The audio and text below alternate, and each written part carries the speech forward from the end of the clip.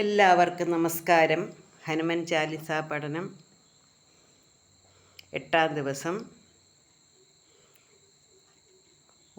ജയ് ശ്രീരാം. ഓം ഹം ഹനുമതേ നമ. ഓം ആഞ്ജനേയായ നമ. ശ്ലോകം 23. ആപ്പന തേജ് സംഹാരോ ആപ്പൈ തീനോം ലോക് ഹാങ്ക്തേ കാമ്പൈ. ആപ്പന തേജ് സംഹാരോ ആപ്പൈ തീനോം ലോക് ഹാങ്ക്തേ കാമ്പൈ. അങ്ങയുടെ ഇവിടെ ഹിന്ദി രാമായണമായ രാംചരിത് മാനസിൽ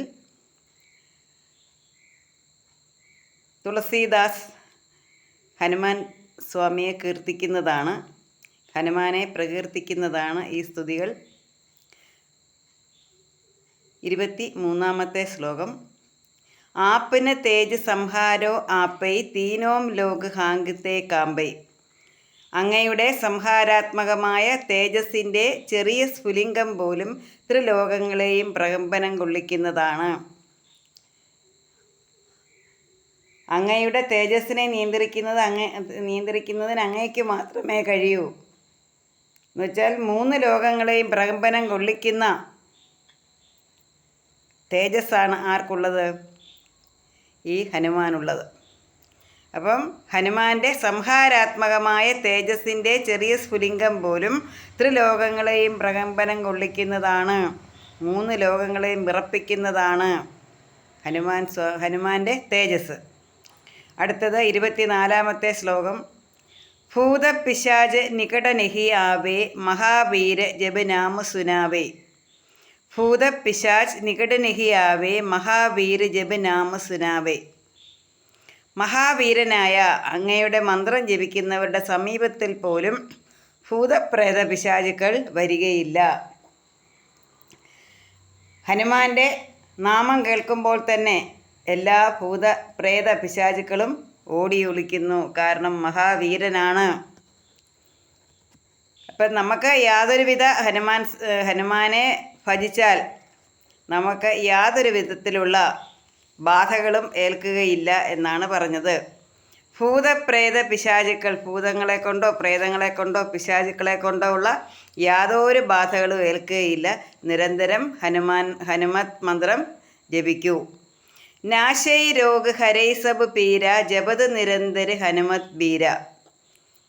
25-ാമത്തെ ശ്ലോകമാണ്. നാശൈ രോഗ് ഹരൈ സബ് പീര ജപത് നിരന്തര ഹനുമത് വീര. നിരന്തരം ഹനുമൻ നാമം ഉരുവിട്ടുകൊണ്ടിരുന്നാൽ രോഗദുരിതങ്ങൾ ഉണ്ടാകുകയില്ല. അപ്പോൾ രോഗദുരിതങ്ങളിൽ നിന്നും മുക്തി നേടുന്നതിനായിട്ട് നമുക്ക് ഹനുമാനെ ഭജിക്കാം. ഏതൊരു തരത്തിലുള്ള രോഗമാണെങ്കിലും തൻ്റെ ഭക്തൻ കടുത്ത ഹനുമാൻ വീരഗാഥകൾ ജപിക്കുമ്പോൾ കടുത്ത രോഗങ്ങളും പീഡകളും ഇല്ലാതാകുന്നു. അതൊരു ദിവസമല്ല ജപിക്കേണ്ടത്, നിരന്തരം. അപ്പോൾ നമ്മൾ നിരന്തരം എന്നും എപ്പോഴും ഹനുമൻ നാമം ഉരുവിട്ടുകൊണ്ടിരുന്നാൽ രോഗദുരിതങ്ങളൊന്നും തന്നെ നമ്മൾ ഇല്ലാതെയാകുന്നു, നമ്മുടെ പീഡകളൊക്കെ ഇല്ലാതെയാകുന്നു. അപ്പം ഹനുമാൻ്റെ വീരകഥകൾ നമുക്കറിയാം. എന്തൊക്കെ ഹനുമാൻ എന്താണ് ചെയ്തത്? മൃതസഞ്ജീവനി വരെ എടുത്തുകൊണ്ട് വരാൻ കഴിവുള്ള ആ ഹനുമാൻ്റെ നാമം ഉച്ചരിച്ചു കൊണ്ടിരുന്നാൽ, നിരന്തരം ഹനുമൻ നാമം ഉരുവിട്ടുകൊണ്ടിരുന്നാൽ രോഗദുരിതങ്ങൾ ഉണ്ടാകുകയില്ല.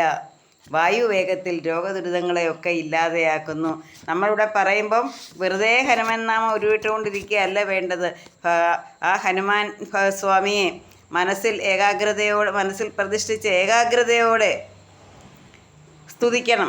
അല്ല വെറുതെ ഹനുമാൻ്റെ നാമം പറഞ്ഞിട്ട് കാര്യമില്ല. നിരന്തരം ഏകാഗ്രതയോടെ ഉരുവിട്ടുകൊണ്ടിരുന്നാൽ, ആത്മാർത്ഥമായി വിശ്വാസത്തോടെ ഉരുവിട്ടുകൊണ്ടിരുന്നാൽ യാതൊരു വിധത്തിലുള്ള രോഗദുരിതങ്ങളും ഉണ്ടാകുകയില്ല.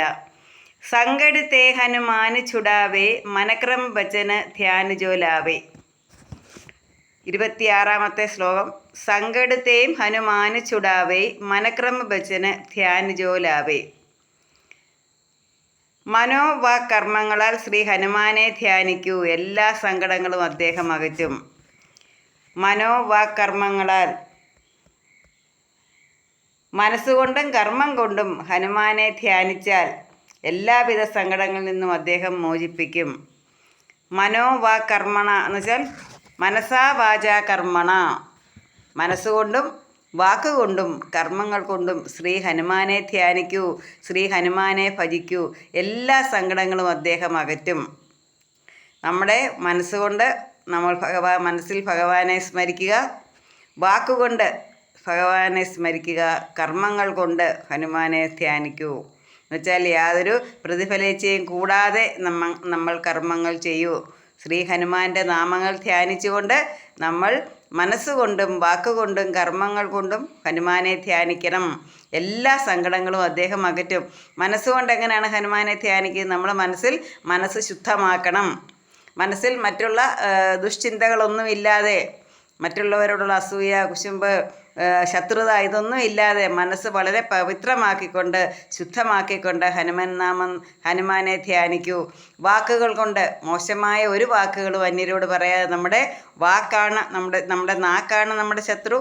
നമ്മുടെ നാക്കുകൊണ്ട് എന്താണ്?